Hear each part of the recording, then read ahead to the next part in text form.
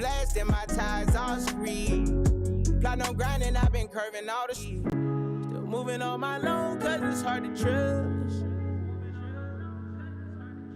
I showed you real love, you ain't had to stab me in my bag, it was only fuck 'em, I went black card, biggest yachty on the dock.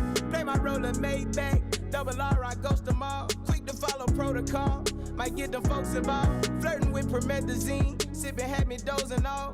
Even though the paper's straight, I'ma chase $1 billion. I remember coming out Section 8, now I got expensive taste. Take your bitch and levitate her. Just hit the Miami Island house, my room got elevator. Ain't been having time, I'm on my grind, it's all fake. Grind applying pressure on the hard way. Mind over matter when a war came. I was blinded by that light, now I see everything. Don't mind giving advice, but I can't sell a dream. Had to take the time and I'ma let it breathe.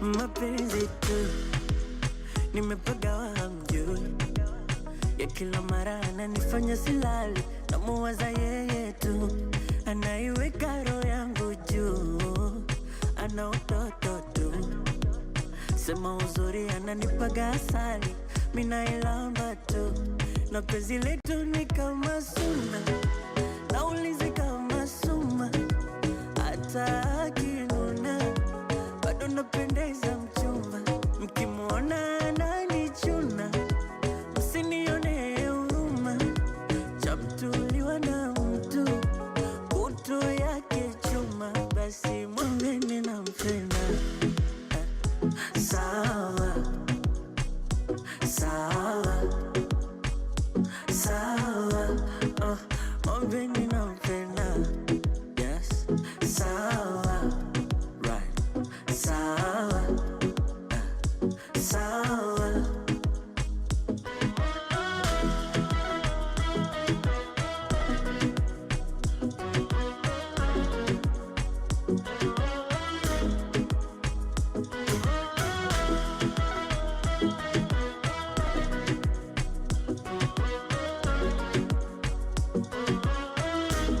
Uo utamu wa sankingia, akifungua geti naingia, akipanua neti naingia, na wala sikupeshi naingia, sina akili ya kuchangia idea, hapo hapo nimemng'ang'ania, hapo hapo nimeshikilia, na visokoro kwinyo mtaumia, na kwa hakika haya mapenzi kusema kweli yataniua.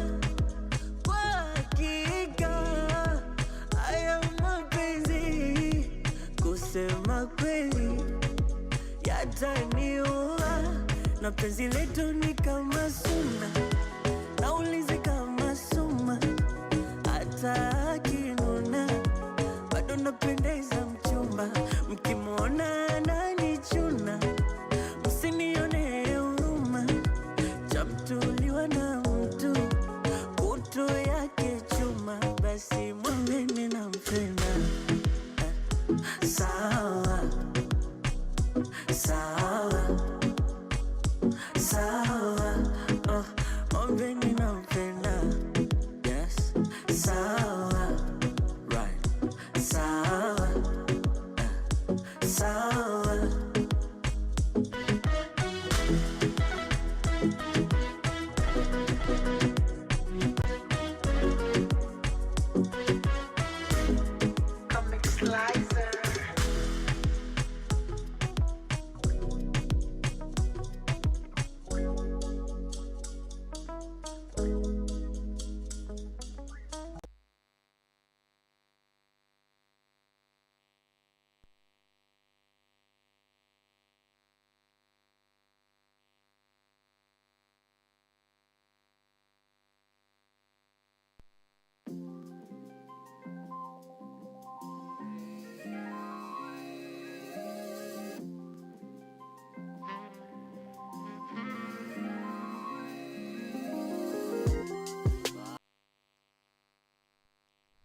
And it's a good mid-morning. Good morning, Mike. What up? What's up?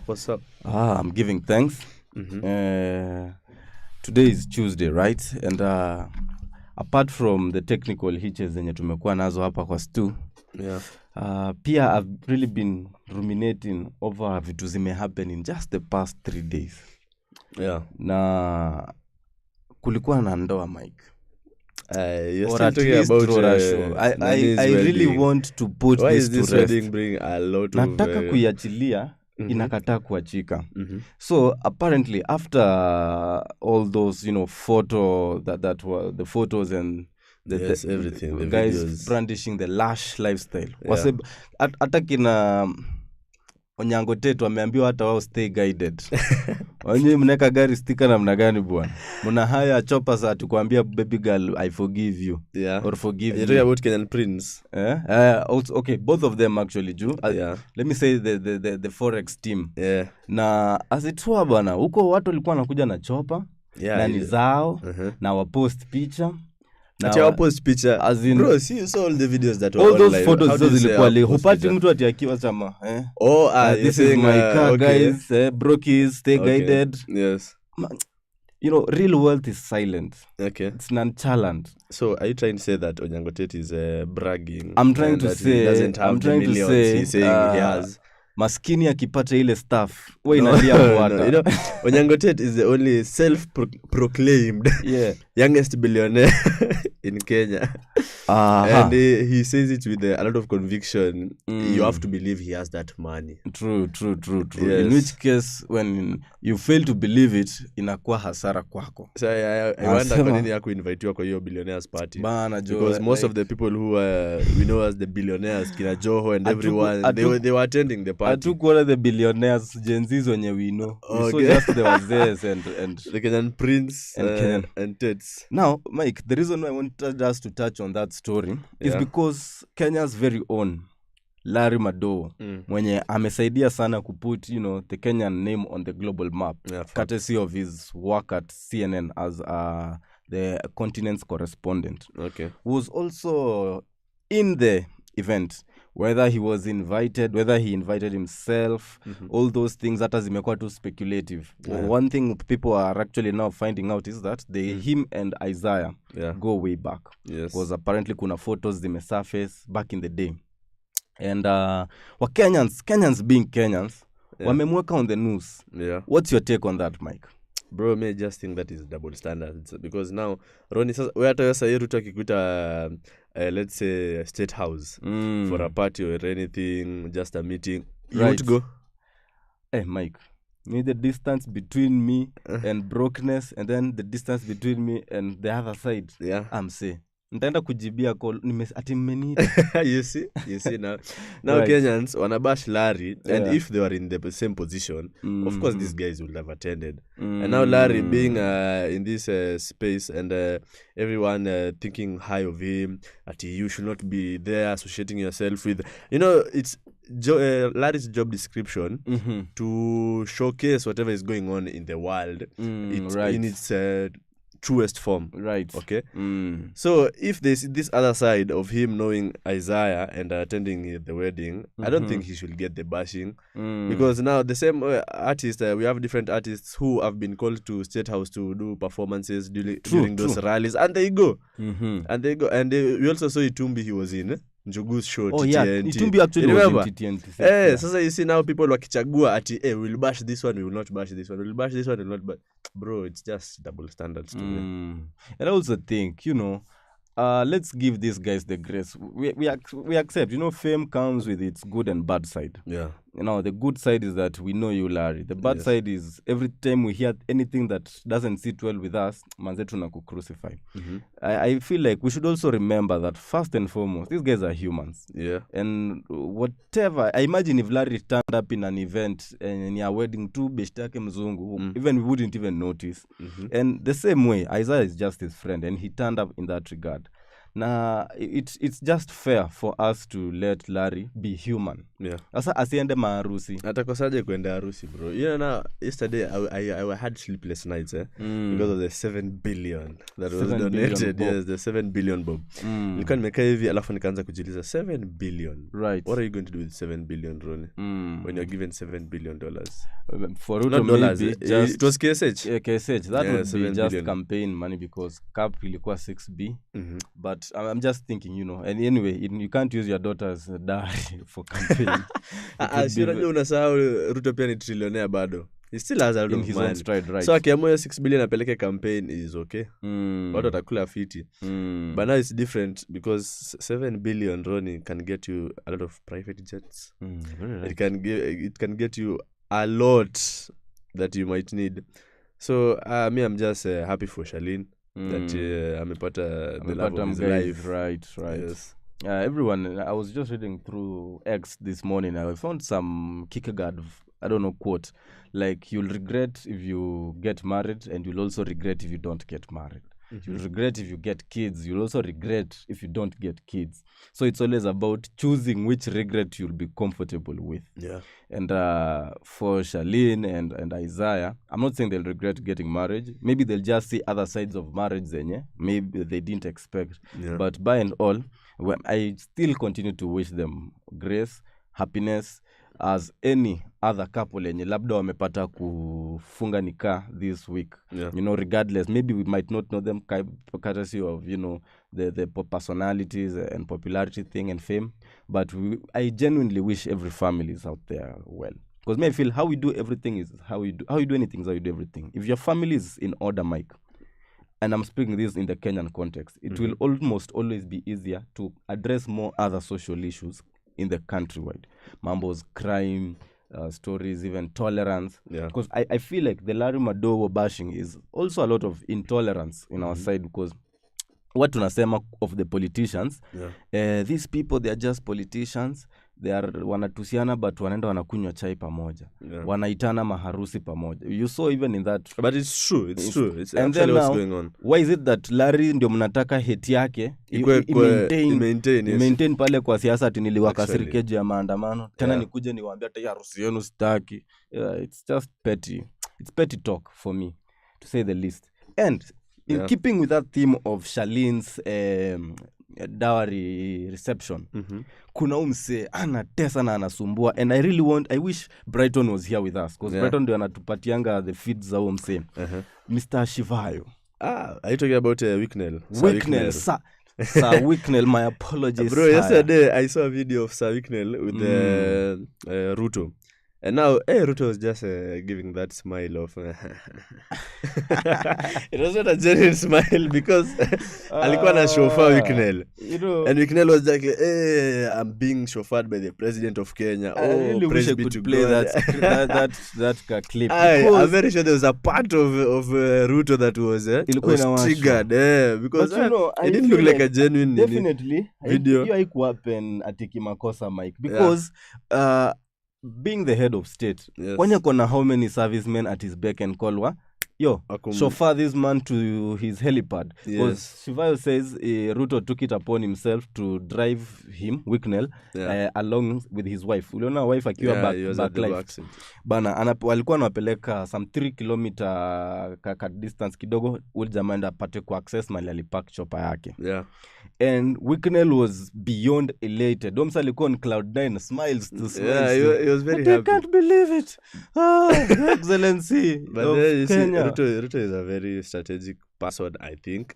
So if you see Ruto doing that, okay, we might say that he's humble, he's down to earth. Yeah, that's the nini he came with actually. While campaigning also, he said he's a man of God. So maybe he's down to earth. But now there has to be some deals that Wicknell is bringing to his side, making him too humble in such a way. It can't be just like that. To chauffeur Wicknell. Yeah, honestly, I was like, well, okay. I up until now I've just been looking at Wicknell as that, you know, maybe entrepreneur, maybe government to government broker type of stuff. But now to witness, na hii sasa ni kwa bridal party ya what's the Rora show ya mtoto wake. And he's had the time and said, no, Wicknell, I'll drive you personally. Umeianalyze sana Ronny. Hiyo kitu- Hapana, umeianalyze Si sana. kuianalyze sana, Labda as in ilikuwa I'm tu by the way. Ilikuwa tu by the Maybe it was a way. by the way. Acha tu nikufikishe kwa helipad. Wewe sasa umeoverthink. I'd really love Mibas another by the way session with the president as well. Eh. Anipe tu a drive by. Hata maybe acha tu nikuwe cameraman. G-Wagons. You saw them? MC. I don't even want to talk about those things because I'll start feeling kiwaru. But again, more Luxury grace to at those its people. best. And Shavai by them, he said he's tested good life. Yeah. He's been to high places, dined with the high and He's mighty. tested? What are you talking about? He's tested.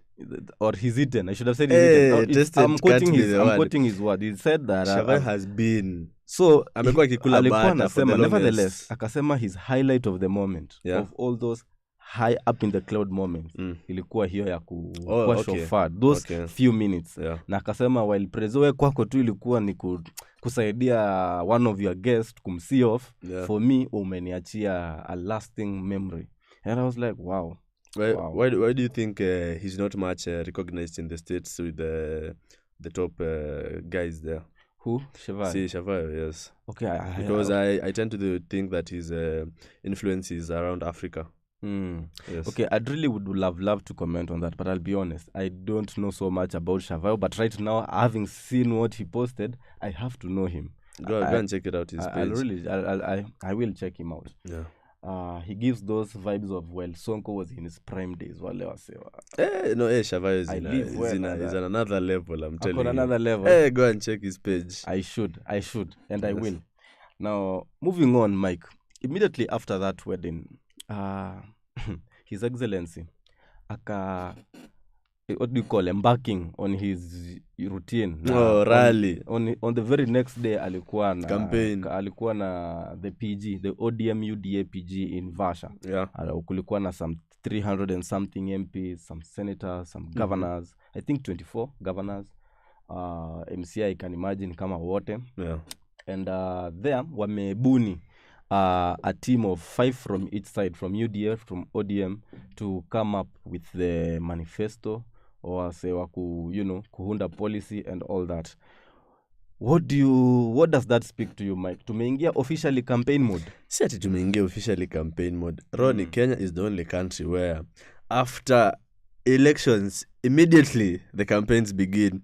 So whatever is continuing now is what has been, and now they are now putting in a lot of effort, right, than the earlier time, because right now Kalonzo has already declared his position as he's going to be running for president. Okay. And now the question that is behind all this is that Sifuna, is backing Kalonzo.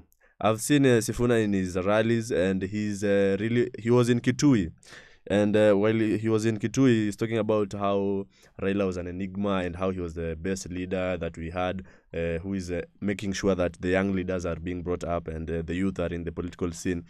And now, in his speech, he was talking about how Kalonzo Musyoka also has been a good old guard. Okay? And now he's saying that he's actually vouching for him. But now the question is, will Sifuna deputize Kalonzo? Or will Kalonzo deputize? It's impossible. It's impossible. I mean, because Kalonzo can't deputize Sifuna. And if Sifuna is collecting votes for Mulembe Nation for Kalonzo. For Kalonzo. And now, which when you sum it up together, Moses Kuria was on JKL. And Moses Kuria was talking about Gachagua and Uhuru placing Kalonzo as their decoy. Frontman, yeah. You see now? So is Kalonzo the puppet? And if Kalonzo is going to be the puppet, will the Sifuna deputize a puppet after rallying for all these votes and accumulating them? One thing I believe in, Kalonzo is a seasoned politician, despite all the the derision and wase throw at him. Yeah, he's been around for a substantial amount of time. A while, yes. And I'd love to think that span enye amekuanga around governance, because as way back as in the 80s, I think, imempatia a sense of experience. One But, you as know, a diplomat, okay, yeah, as as a diplomat, I agree. as a CS, matter education and all that. So while we might say he could be a puppet and all that, I believe to an extent he will also be his own man. Only that we understand. Now that you brought in an interesting concept of Rigathi and Uhuru fronting him, and it's Rigathi that we had the shareholder concept from. Yeah. Hii serikali ni ya shares. Yes.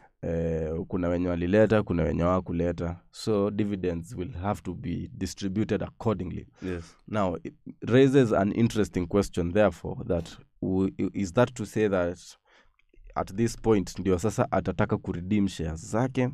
No, it's Ronny, if you look at it in different angles, this thing is actually going to bring a lot of chaos, okay? Right. Because Kalonzo, here he has been fronted as the party leader, not the party leader, as the candidate, okay? Right. Kalonzo doesn't have numbers, okay? He doesn't have a lot of numbers compared to Rigiji, okay? And Rigiji, you see by him talking everywhere and mobilizing, getting the numbers, he's actually making himself have a very big share on the table when it comes to negotiations. Because right now, picture this scenario, Rigiji, DCP gets a lot of MPs in parliament, okay? Right. And Rigiji is not the president. And Kalonzo's party, I don't know. I've not seen anyone in Kalonzo's party get any position. Movement. Sijaona mtu yote. So you can imagine. In Machakos, okay? But you know, Kenya is not Machakos. Yeah, Kenya is big, okay? So we get a scenario where Rigiji, DCP's party, most of the MPs come from DCP. Okay? Right. And the opposition, who will be the opposition? The opposition ideally is to say it will be Ruto and his team, assuming they'll be the number 2. Assuming they'll be the number 2. Yes. But now you see everybody is jumping from that wagon. Everybody is jumping from that wagon. We've seen Aisha Jumwa coming to Linda Mwananchi, and it's a matter of time, Ronny. One day is very huge for Kenyan politics. But nevertheless, I've also seen defections from Jubilee to UDA. Yeah. Even for the Aisha Jumwa case, because I understand, I watched her make her, her presser on how she's disgruntled, how I was your CS, then you demoted me, hata kazi ya kufagia sina kwa serikali yako rais. And there's some, I don't want to call it chatter and hearsay, but kuna wasa wana suggest Aisha alikuwa anataka kuvai governor, akaambiwa acheze governor in down coast. Yeah. Akaambiwa acheze chini, and apparently akasema no, I won't be contained. Yes. So looks to me like maybe she's defecting to the other side with the hope of being fronted. But you see now, Ronny, this world is do we call it oval or circle? Whatever goes by around comes around. True. There was a time Aisha Jumwa didn't give Sifuna a chance to speak while they were at a rally somewhere. Oh, really? In Kilifi, I don't know, in Malindi there. And imagine, he even came up to the stand and snatched the mic from Sifuna. Now you see, now the tables have turned. He has joined Sifuna's team. And she's more humbled, in a humble position. She's very, very humble. Politics, Mike, in Kenya, one day, as you just rightfully said, one day is a lot. Yes. And now to think that we have exactly now 363 or 364 days. Yes. I can imagine the kind of drama we are about to witness as a country. Definitely there'll be defections. Definitely there'll be, power struggle. Yeah. Because as you've said, how does Asifuna, with whatever he stands for, with whatever demographic he represents, which is the Gen Zs, some of the millennials, and some of the maybe kuna Gen Zs wamefika kupiga kura kweli? Hapana. And Alpha not yet. And him to deputize the old guard, the old system, or politicians from that old guard. Just inaleta hiyo distinction. It will be very interesting to see how that pans out. And again, if we are looking at it in the context of sharing, power share, in terms of Rigathi investing to a certain level, maybe Uhuru investing to a certain level, definitely that structure in and of itself will be will create some friction with Sifuna. We've seen Sifuna to be the kind of guy who'll always choose to be on the side enye ni democratic, or he upholds the system of the legal, at least, frameworks. So because he is a lawyer. Does Kalonzo have cases? Kalonzo, I don't know if it's a case, but I've heard the president once in a while poke at him because of a parcel of land in Ukambani that was an NYS parcel.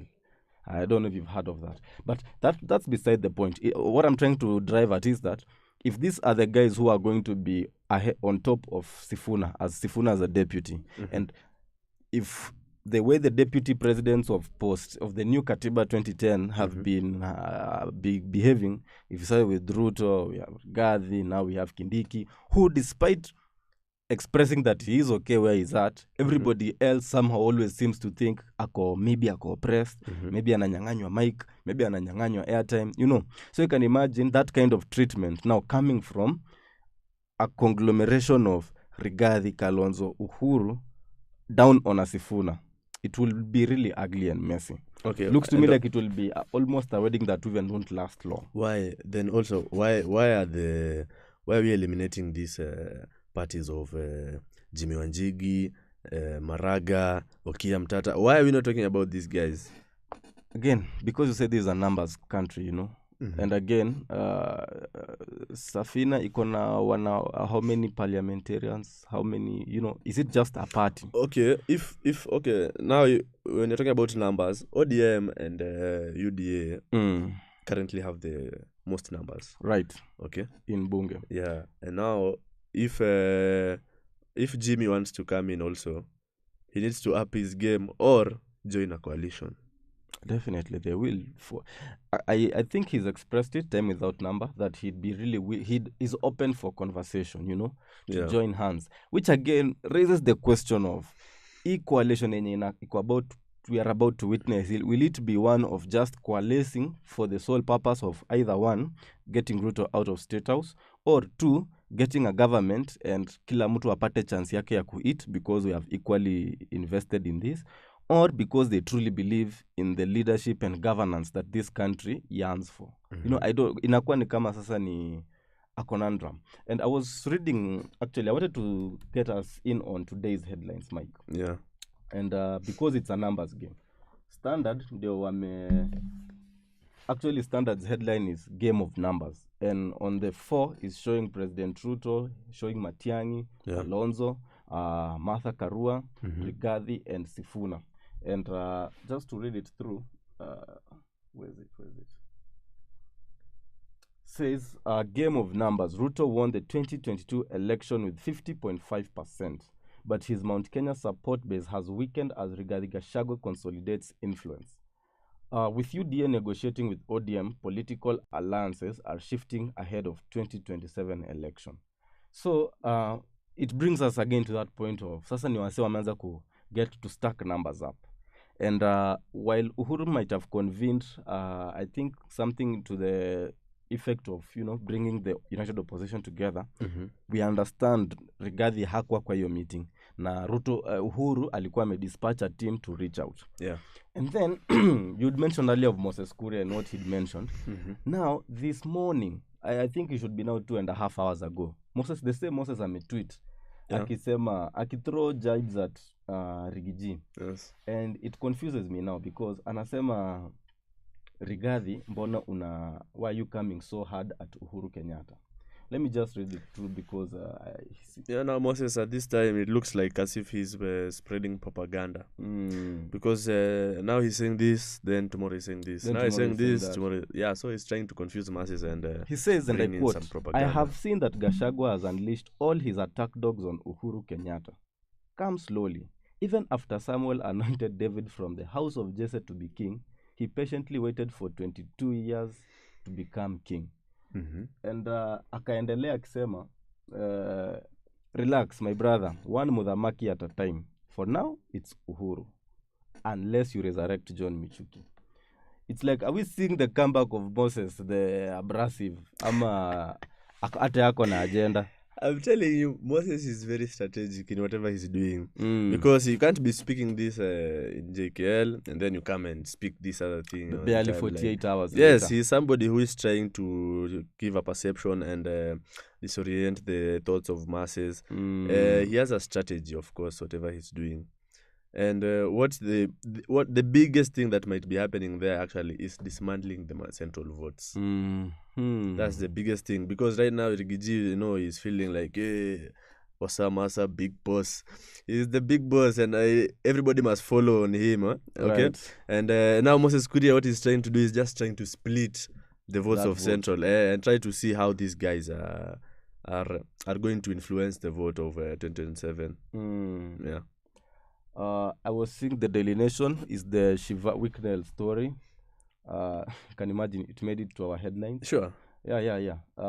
Zimbabwean tycoon Wicknell Shivayo drew attention after President William Ruto personally chauffeured him during his recent Kenyan visit. Yeah. In a display of their very close relationship. Yeah. But okay, those are just among the very many interesting markers. Moving on, Mike. Yesterday, Rigathi was in Narok. Proximus to Mahali, the UDA ODM PG is happening. Yes. I'm not done. And then today, actually tomorrow. Tomorrow is August the 12th, right? Yeah. The day that Ruto said he is officially launching the, getting the talks, initiating the dialogue, or, inviting experts on he called it Beyond Vision 2030, which is drawing in close to its close. I think we have no longer 3 years. It's very short time. And anafaa kulaunch kesho hiyo convo, sindio? Now, Rigathi not only went to Narok, he said he's trying to vouch for numbers for his candidates, but now today, amesema at around later in the day, he is going to issue a presser to critique Ruto at 4. Because this would be his 4th year, right? That's what he's been doing best for a while now. Now, I was actually about to say, what new is he going to tell us? Enye haja tuambia. But we know Rigathi. Yes. Rigathi kila time anakamingi. Unaonanga ule mse in a poker game, according to those, either a 2, a 3, or a joker. Yeah, something just keeps to pulling pop out. out. Yeah. What do you make of that? Rigiji is one of those politicians, and actually, whatever is the saying that if Rigiji tells you your wife is cheating, you have to believe, because he has proven himself a lot of times with the information that he brings to the public. Right. Because recently there was a story about how the killing of the murder of the doctor. Dr. Mutiso. Yeah, Dr. Mutiso was murdered, and Rigiji had this intel, okay? And he actually went and did a presser and actually was giving out the names of the police who were involved, Right. which sparked a trigger in the DCI. And true, the DCI also jumped and did their presser. But now in the presser, the DCI, of course, had to... I think it was propaganda, because now they were mentioning Rigiji as one of the people who are in contact with the suspects. Right. But if they knew that Rigiji was one of the suspects, as they said, why don't they go for him? You see, there's that big question. You are the DCI, you have the power, you have all these things. Why didn't they go for Rigiji? Right. You see, so on that side, I think DCI had something fishy. It had to be something fishy going on there, because how comes Rigiji can get intel fast than you? And you are the government. You have NIS. You have DC. You have every equipment on your disposal. Much as I'm really being itched into getting into that convo, I understand that Samara still in court. Yeah. So I'll just leave it at that. It's just interesting that, like just at that time when Ruto was about to release his special nation address. Oh, my and days. You know that akakuja saa 10 na hata akatoa press briefing yake it na was very akasema controversial. na akatoa trailer. Yeah. Hata hiyo movie haikuwa interesting to watch anymore. You see now what Rigiji did, actually it was very funny, because now people on X were saying that imebidi wametafuta speech ChatGPT haraka counteract whatever Rigiji amesema, because it was actually the same script. And Mike, don't you think it's very telling that our president's intelligence circle is gonna loopholes? It has been Porous, evident. It has been evident since actually this year. Not even apart from the intelligence, even the security itself. How many times did the president get breached while on his rallies doing the launching the Nyota Funds project? Right. You see, so Ruto also needs to stay cautious. And there was a time Rigiji was making fun of him, and he was saying that you should upgrade your security because coming 2027, I want a serious candidate at the ballot box. I don't want competition that is not up to me. Wow, it's very interesting to say the least, because these are guys who we once held in very high esteem, wakiwa bosom buddies bado. And then now to see that ndoa ilitawanyika, sasa the wares are all out. I mean, the only person I'm feeling sorry for is Kindiki, because he has been caught in crossfires that he was not anticipating.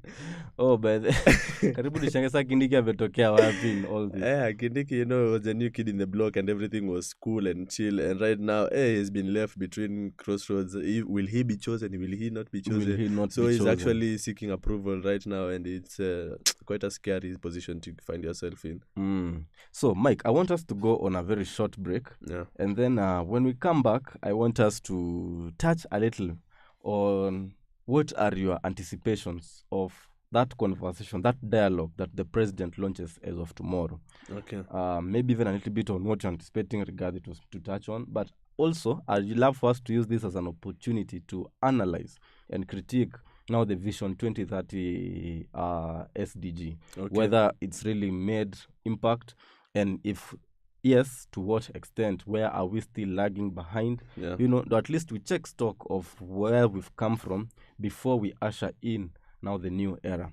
So in about a moment, we will be back, and still keep it locked to Icon Radio, your number one entertainment plug. My name is Ronny, and I'm in studio with Mike Osumo. Lyrical exercise, hold my idol side. My mama said I'm bugging, no need for the pesticides. Was just waiting tables, gave customers extra fries. Maya Angelou with accounts, I just let it rise. And hopefully my words never die. When the time is raining, but shit, I don't be complaining. Summer's cold, shit is dangerous. I can feel the change. Try to take a walk up in my shoes. A nigga rapping like I really got something to prove. Cause motherfucker I do. I climb hills. Niggas was sleeping on NyQuil. Paint a picture vivid, dog, on everything. My life's real. Was just in college struggling to get a nice meal. Made it out the gutter, then that's all because of my skills. All because the glory, nigga, let me tell my story. I am not that nigga with potential. I am not a Rory. I was lost like Dory, but I'm finally found. Was addicted to the Zans to calm anxiety down. And I never would admit because society clowns. Any nigga with a problem, they can't quiet me now, nigga.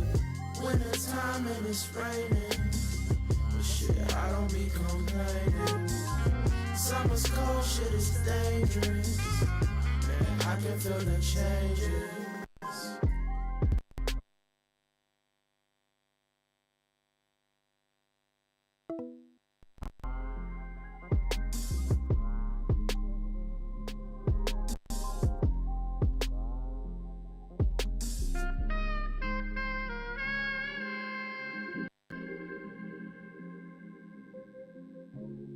Come from, it's easy to get where you're going. Yeah. Just keep digging until you find out.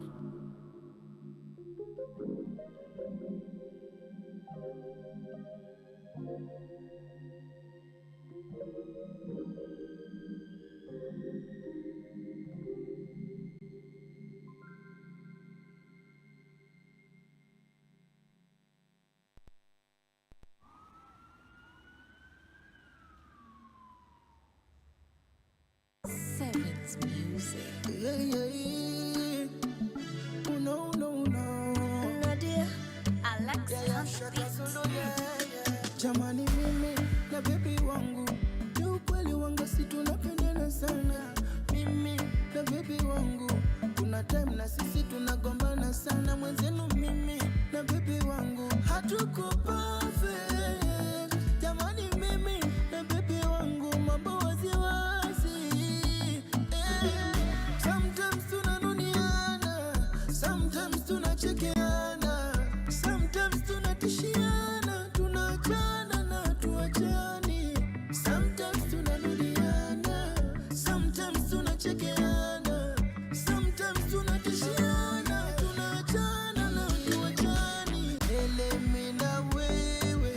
staki mwingine baby.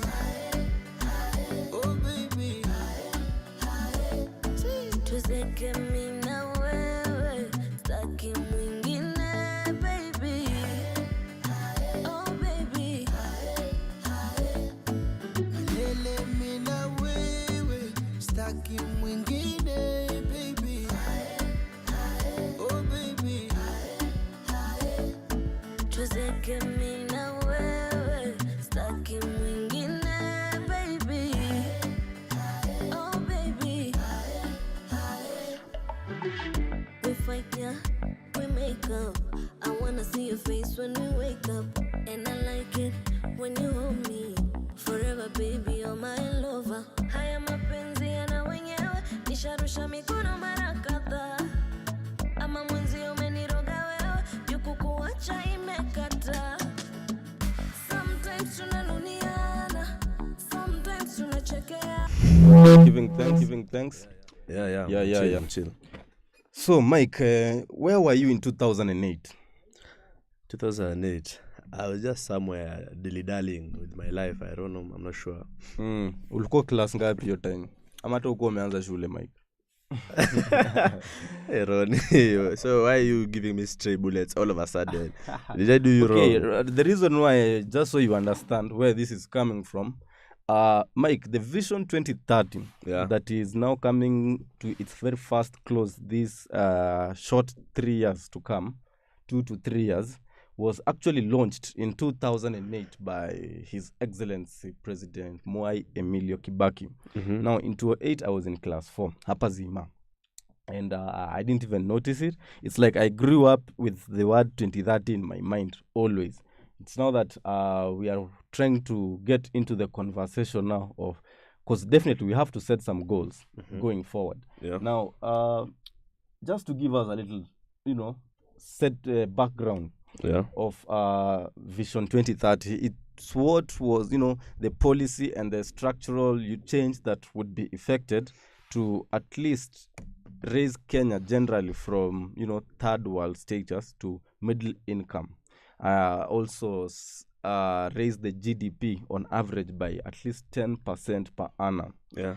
Talk about cohesion in terms of the society, the social aspect of it, even the politics, the tolerance with which we hold each other.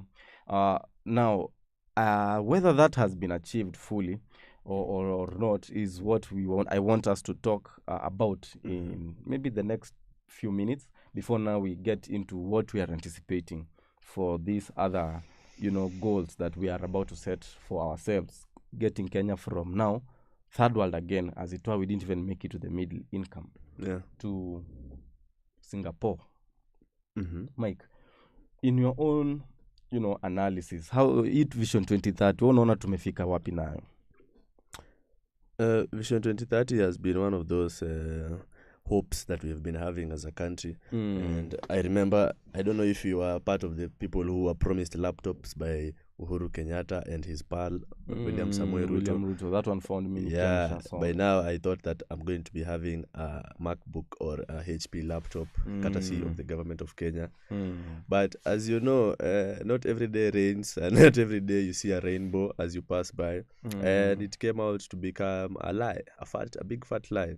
So the Vision 2030, there are parts that have been seen, talking about roads. There are some roads that have been achieved by the government of Uhuru Kenyatta.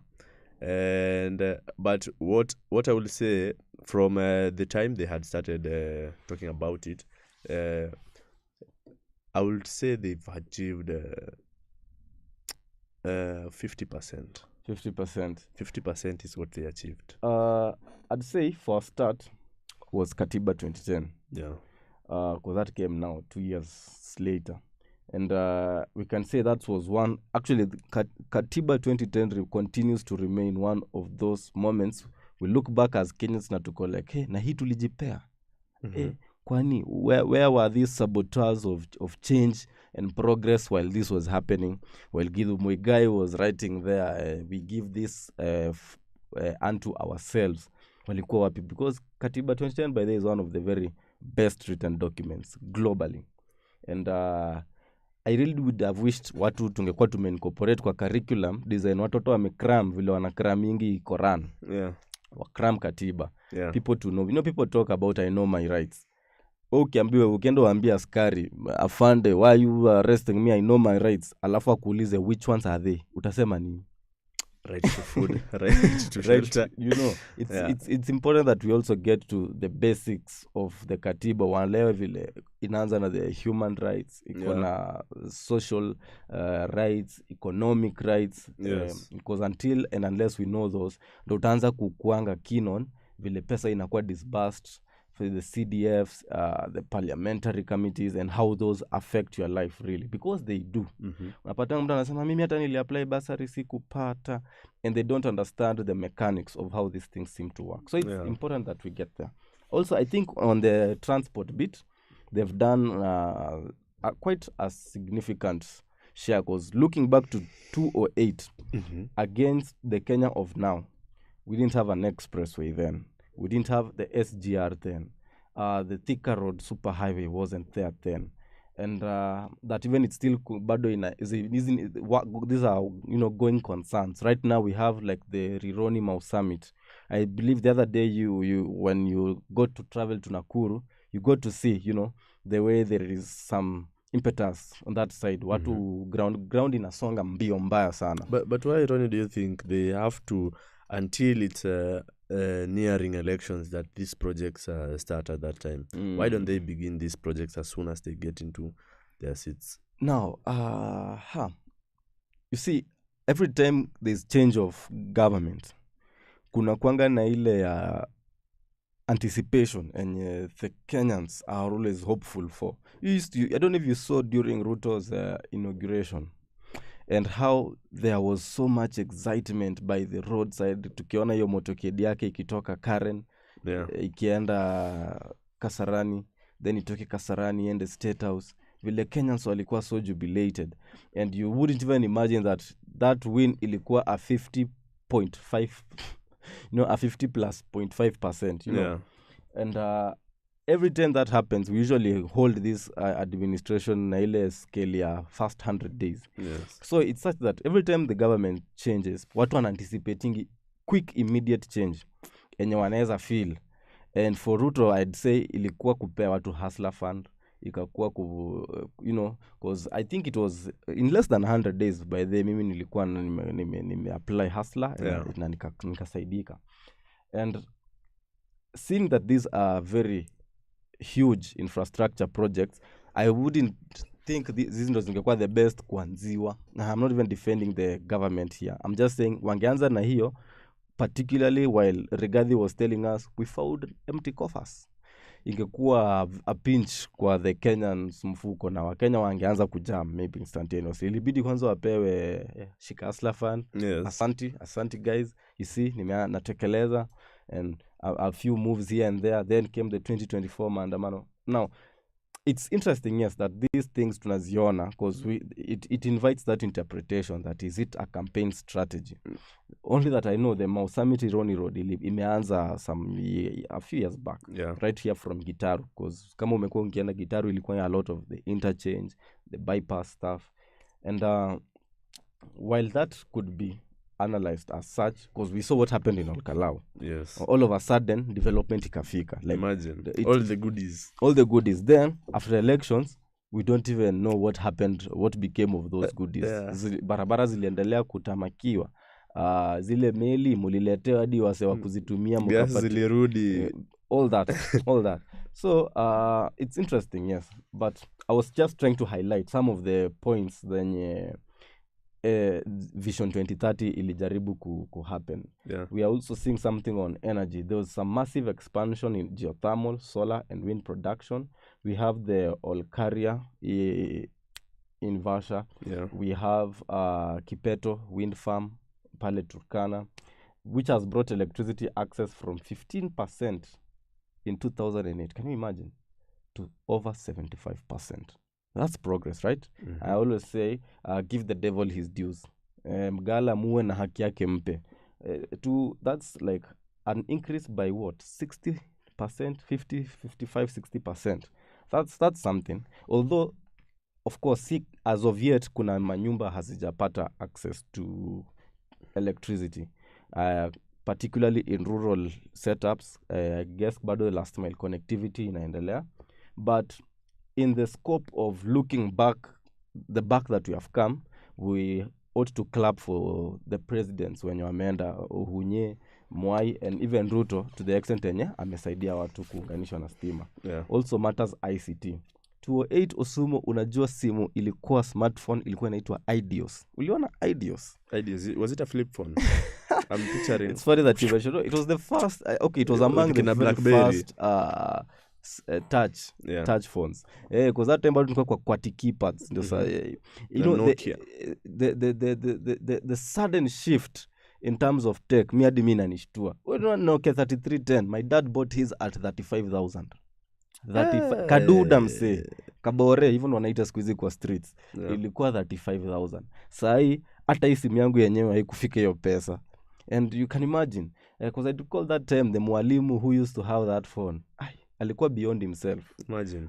Ungeza fikiria ndio head teacher wa shule. Everybody wanted to come and look at that gadget. That gadget, at you can take a photo na unaiona. It can save it on the phone. At you can, hauendi cyber anymore to get to Facebook, unaweza ingia hapo. Yeah. And to just see the kind of rapid change that we have witnessed between just that period and right now, I'm amazed, to say the least. Because we are looking right now at optic fiber. As of 208, optic fiber ilikuwa inakanga a far-fetched reality.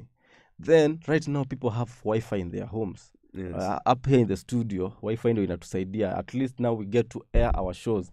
Si ati tunategemea transistor radios kama way back at just entirely. Right now there are options. Cable TV. You know, cable TV, Osumo, it was either you are watching KTN, even Citizen by that time hata iko imekuwa the Citizen that it is right now. It was Citizen and NTV, we had Metro, all that stuff. The guys with the DSTVs ndo walikuwa sasa, Cloud9. Say all that right now are things of the past. DSTV, we come to you and we want to watch World Cup or we want to watch football. But right now people are on YouTube, they watch whatever they want. Tech isha evolve. Tech may evolve big time, particularly in Kenya.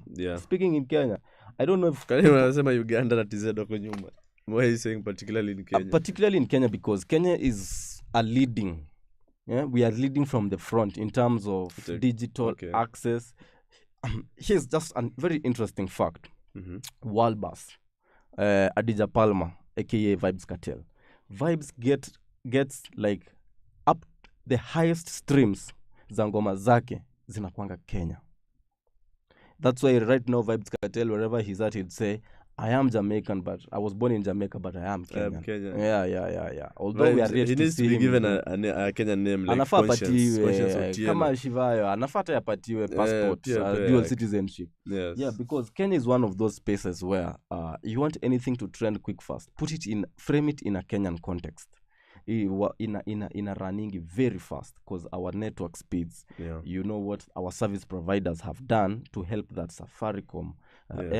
We look at Airtel ni kama hawajafika. There are countries zenye Airtel ndio kusema.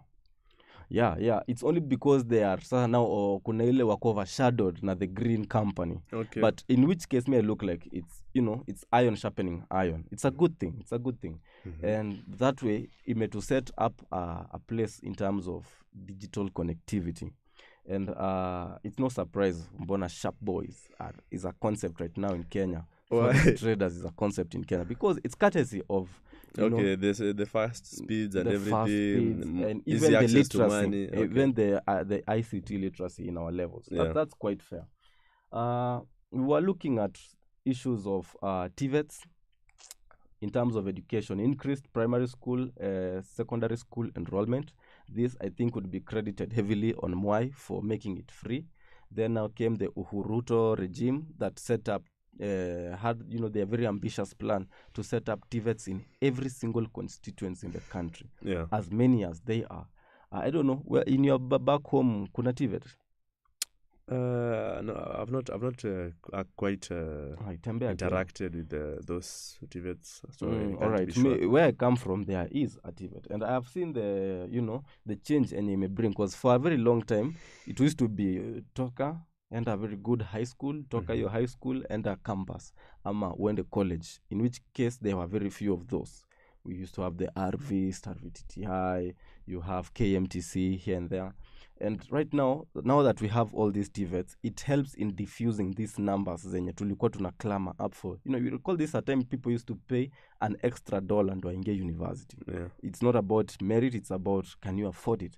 And right now unapata mtu ametoka hapo, despite coming from humble backgrounds, ataenda afanye ka short course ya driving, electrical, electricity, wiring and stuff like that, plumbing, the very technical tasks that are right now in high demand. And I've seen to that extent, mi naweza sema inasaidia. Si ati kitambo ati lazima tukuchangie hadi na za rent, na za kusafiri. Right now people go just in the village and you go back home, which I think is very sustainable, by the way. And those are just some of the few. Even I think in the healthcare department, much as we are criticizing SHA here and there, it's important that we acknowledge SHA is just an evolved NHIF. Like if you weren't having SHA, it would still be the same NHIF, maybe with just different, with more extended services. But by and large, I can acknowledge that there have been gains. If you look at it, at least in the scope of tangu 2008 mali tulikuwa, with very few dispensaries in our villages, now to a point that we have even ambulances for the SHA purpose. You can call an ambulance hadi ukiwa Ocha. You can imagine. These are things zenye kwa tunaona tu ni luxuries. But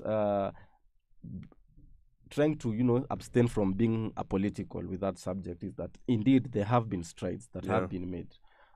However, there are still some gaps, and among the gaps, of course, in the GDP enye ilikuwa very ambitious, 10% per annum, and we are doing up to 4 to 6% on average annually, and that points to how. But is it showing on the ground? The statistics that this is the statistics that are on the that are showing, but is it reflecting on the ground? On the Kenyan pocket. Yeah.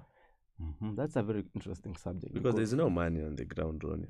Those are just statistics. Actually, what's the name? Moses Kuria, while at his JKL show, touched on that when they got in, because you recall he was the CS for meeting. Ministry of Trade. I remember. And he was suggesting that when we came, wali put a lot of investment in the brick and mortar economy, the constructions, there's like the very many structures that we continue to see rising. Yeah.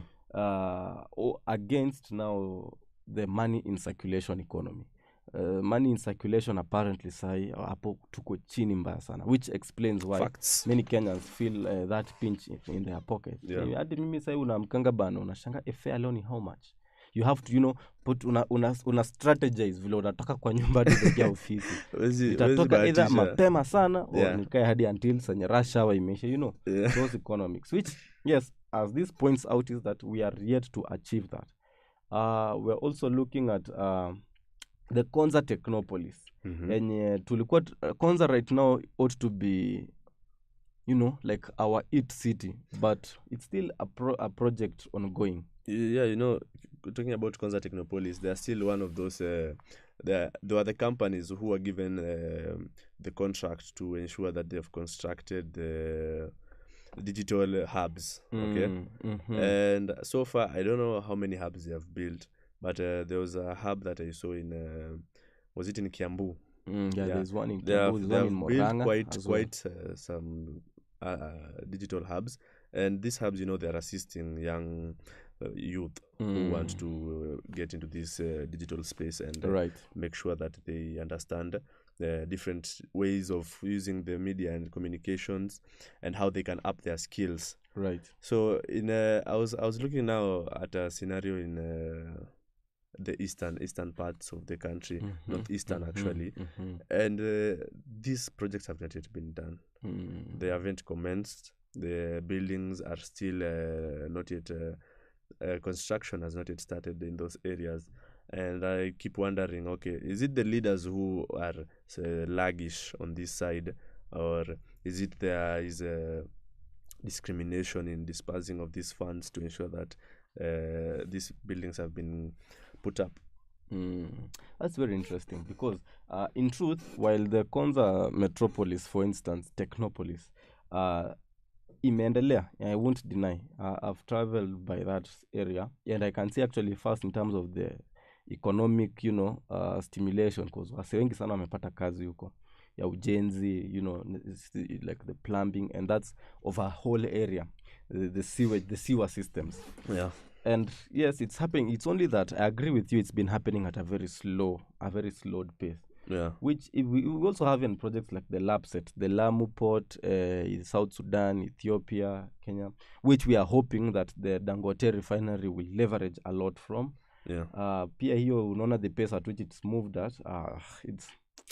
We also have something on agriculture and food security. Apparently, the gap there is that we are still dependent on, as a country, on rain-fed agriculture, which is why this year kumekuwa like hints that it will be tough year coming into 2027 because Kenya's bread basket, we're looking at Trans Nzoia, Uasin Gishu, zimekuanga na sporadic rainfalls zenye zime affect production. So definitely mahindi itakuwa scarce. Yes. And it points to the very unfortunate reality that we are edging towards 2030 na bado tunategemea mvua, particularly in light of the global climate crisis that we continue to witness. Ina suggest that we need to have been even better prepared for this. And imagine this is Africa, the greenest continent. You can imagine now how it would be if you were in busy places kuna wildfires. So that's something that there's really a lot to be done.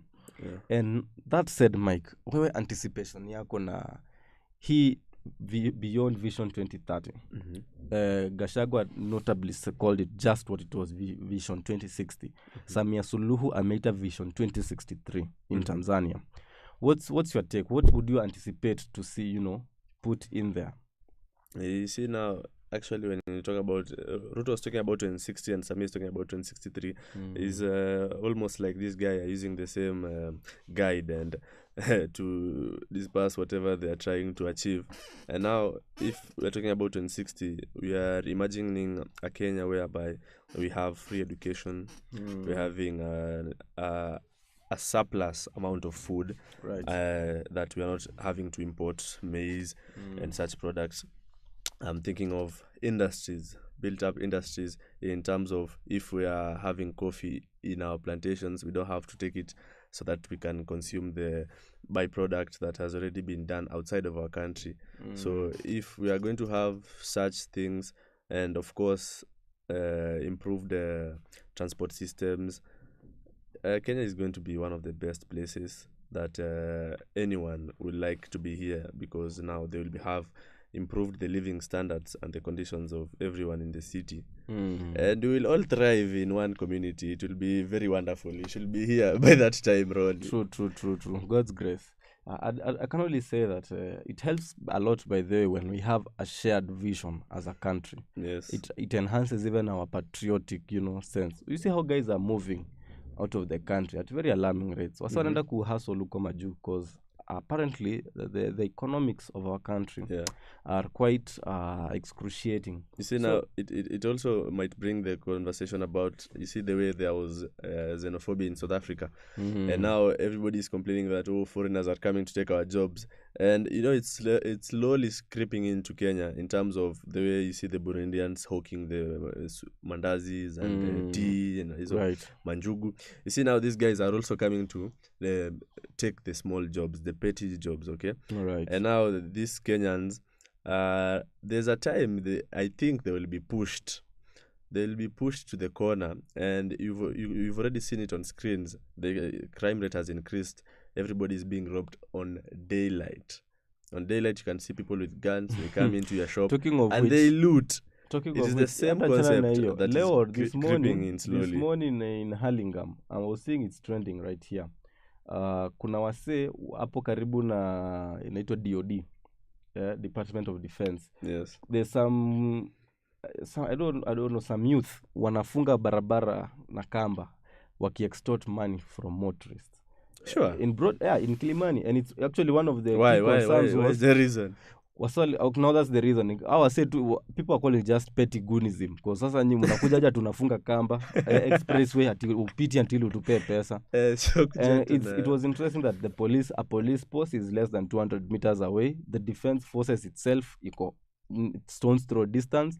Na wanaifanya tu hapo hadharani in Hurlingham. You can imagine it's even happening in Hurlingham. It's crazy. It's actually in a give power to whatever Rigiji's words was talking about, how CS Murkomen is doing nothing in this security department, right? And they should actually pull up their socks, man. They should. Now, for me, I'd really expect something. I really do expect something on ESGs, environmental sustainability, governance, because where we are going, even as a country, first, before there's a Luya proverb, Osumo, before anything else, first eat. And you can't champion for everything else. Who said that Nini was a Luya proverb? I know it is a Luya proverb. You know it is. I know. You're not just accusing them falsely. I'm not.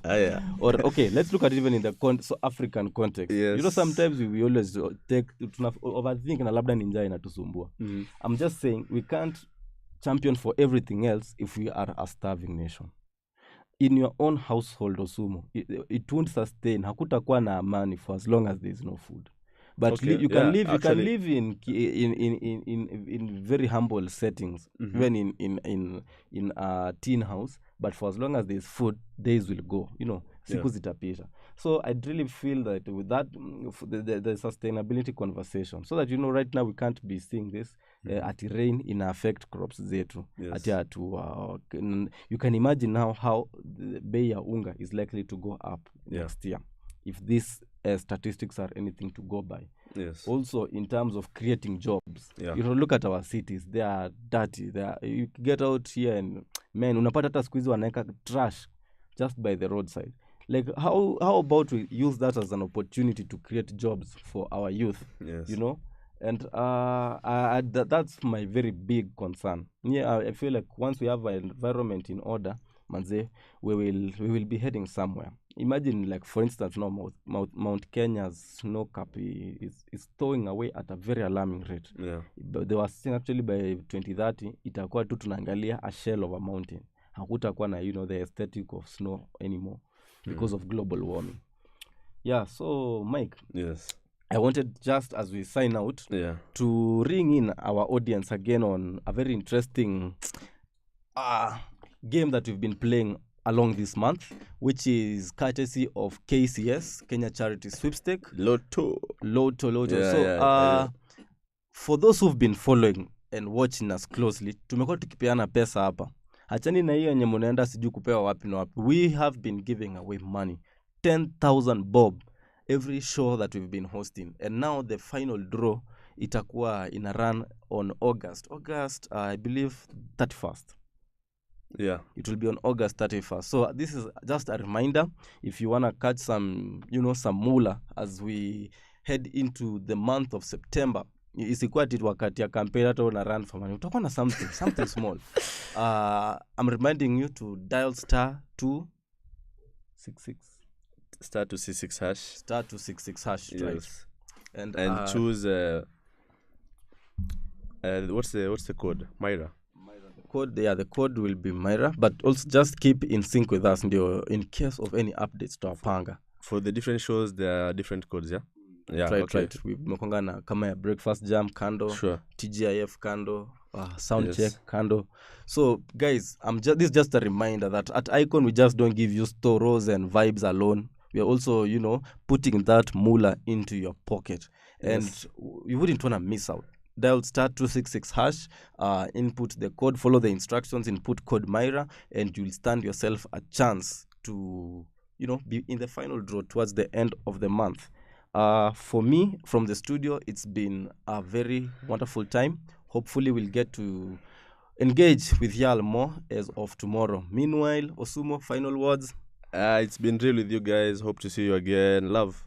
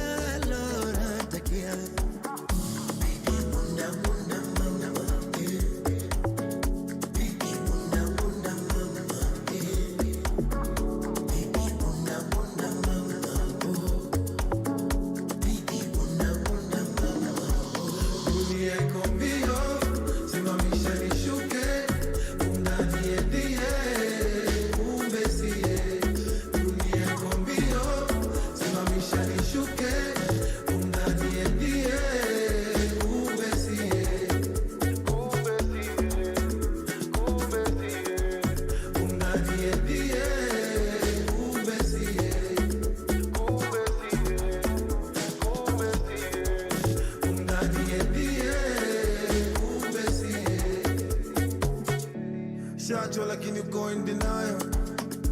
Sharok wanamkanga akafa ukachana nayo. Palman roho safi sinanga ubaya. Siamini ni wendo lichit na nanita malaya. Hello baby oh. Only danganye mama. Only danganye tena. Tuzi kwa mini tena. Wala siamini tena. Mbio, simamisha nishuke. Undani die, umbesie. Dunia kwa mbio, simamisha nishuke. Undani die, umbesie. Undani die, umbesie. Dunia inatoka kijiko. Undani die, umbesie. Inda, alusa, inda, wananga alusa, inda, alusa, inda, wananga alusa, inda.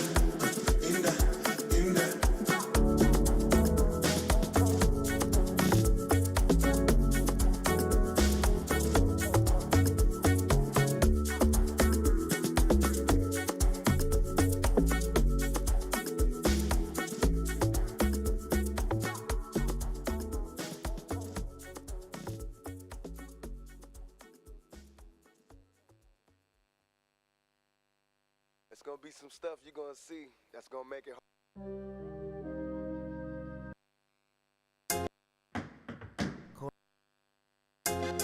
She know.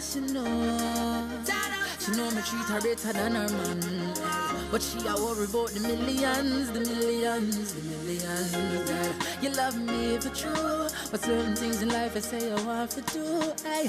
So you say me need to understand that you are made for a money man. But if you can't love me now, don't love me later.